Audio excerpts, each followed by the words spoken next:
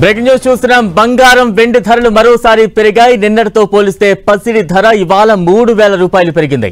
24 క్యారెట్ల 10 గ్రాముల బంగారం రేటు 1,34,500 రూపాయలకు చేరింది. నిన్న 1,31,600 రూపాయలు ఉన్న 10 గ్రాముల 24 క్యారెట్ల బంగారం 1,34,500 రూపాయలకు పెరిగింది. ఇక 22 క్యారెట్ల 10 గ్రాముల పుత్తడి ధర 1,21,000గా ఉంది. మరోవైపు వెండి ధర కూడా నిన్నటితో పోలిస్తే కేజీపై దాదాపు 4,000 పెరిగింది. కిలో వెండి ధర సోమవారంకి 1,67,300 పలికింది. నేడు ఆ ధర 1,71,200కు చేరుకుంది.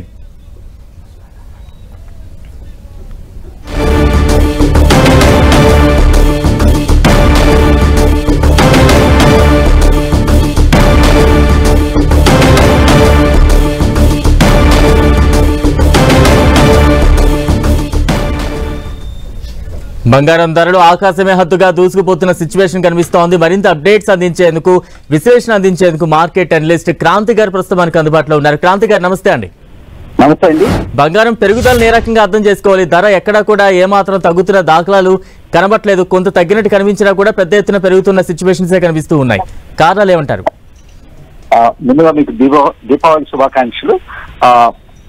ఎన్టీవీ వ్యూవర్స్ కూడా దీపావళి శుభాకాంక్షలు. ఓవరాల్ గా చూసినట్లయితే గోల్డ్ కొంచెం తగ్గినట్లు అనిపించినప్పటికీ ఏదైతే ప్రస్తుతం ఏంటంటే ప్రైస్ అగ్నాస్టిక్ బయింగ్ అంటారు. అంటే ధరతో విచక్షణ లేకుండా ప్రతి ఒక్కరు బయింగ్ అనేది చేస్తున్నారు. మనం లాస్ట్ ఈ మంత్ కనుక చూసినట్లయితే నియర్లీ గ్లోబల్ గా చూస్తే 20% ఆఫ్ గోల్డ్ డిమాండ్ అనేది ఈటీఎఫ్ నుంచి వచ్చింది. మన ఇండియాలో నిన్న ధన్తెరస్, నెక్స్ట్ ఫెస్టివ్ సీజన్ కావడంతో ప్రతి ఒక్కళ్ళు గోల్డ్ అనేది, సిల్వర్ అనేది ఒక సేఫ్ హెవెన్ ఎసెట్ కింద, ఇన్వెస్ట్మెంట్ కింద చూస్తారు.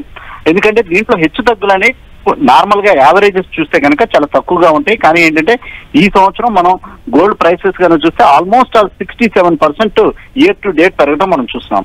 అందువల్ల ప్రస్తుతం ఇన్వెస్టర్స్ అందరూ ఫిజికల్ సిల్వర్ కానీ ఈటీఎఫ్ పరంగా కానీ ఎక్కువ ఈ పుత్తడి మీద మక్కువ ఎక్కువ చూపించడంతో ధరలు అనేది బాగా పెరుగుతున్నాయి.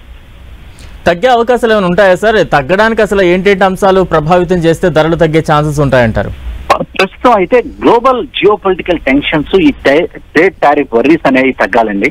సో ప్రస్తుతానికైతే ఈ చైనా యుఎస్ మధ్య ట్రేడ్ టారిఫ్ వర్రీస్ అనేవి ప్రతిరోజు పైకి వస్తున్నాయి. కానీ ఏంటంటే నెక్స్ట్ 2 వీక్స్ లో ట్రంప్ మరియు షీ జిన్పింగ్ ఒక మీటింగ్ సౌత్ కొరియాలో ఒక నెగోషియేషన్స్ జరగడానికి హై లెవెల్ డెలిగేషన్ వస్తుంది.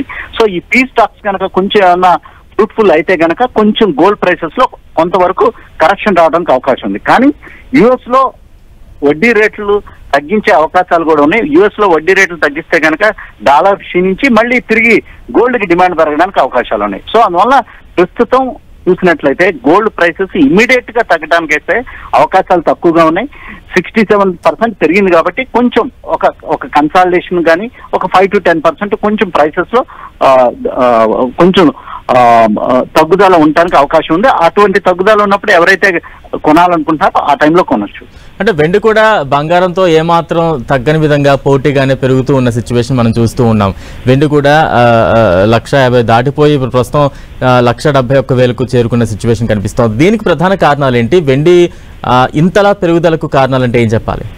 వెండికి ఏదైతే నేను ఇందాక చెప్పినట్లు సేఫ్ హెవెన్ అసెట్ వెండిని కూడా పరిగణిస్తాం.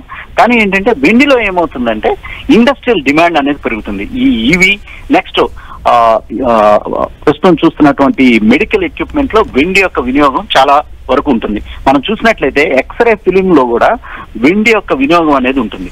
సో వెండికి ఇండస్ట్రియల్ డిమాండ్ అనేది వస్తుంది. అందువల్ల వెండి ధరలు ఎక్కువగా పెరగటం మనం చూస్తున్నాం ప్రస్తుతం. Right, thank you Kranti Battini గారు.